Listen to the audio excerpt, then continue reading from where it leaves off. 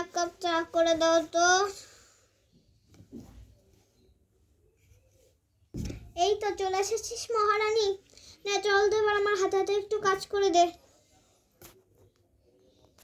আগে একটু চা করে দাও, তারপরে দিচ্ছি। সারাদিন তো আমাকে কাজের উপরেই রাখিস, এখন আবার চা চাচ্ছিস? যা বানিয়ে খেয়ে নে। আর শোন, সকালে যে চাটা খাচ্ছিস, চা খেয়ে আমার জন্য এক কাপ কফি বানা। আর শোন, ভাত ঠাত সব বানানো হয়ে গিয়েছে, ফ্রাইড রাইস, ভাত, চিলি চিকেন, মানে চিলি চিকেন বলছি, নুডলস, এগুলো বানিয়েছি।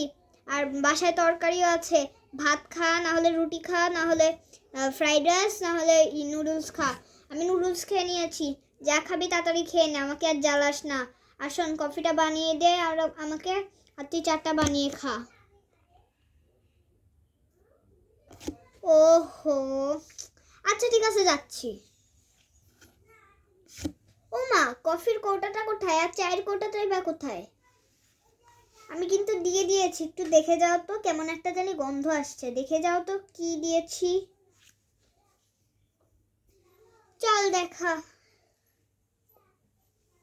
হে ভগবান, এ তো চায়ের জায়গায় তুই তো সর্ষে দিয়ে দিয়েছিস। তুই কি সর্ষে খাবি নাকি চা খাবি? এটা চা না, এটা সর্ষে। ওই উপরের তাকে চা ছিল আর কফি ওই উপরের তাকে ছিল। কি করব আমি এই মেয়েটাকে নিয়ে? কি, তাহলে এতক্ষণে কষ্ট আমার বেকার।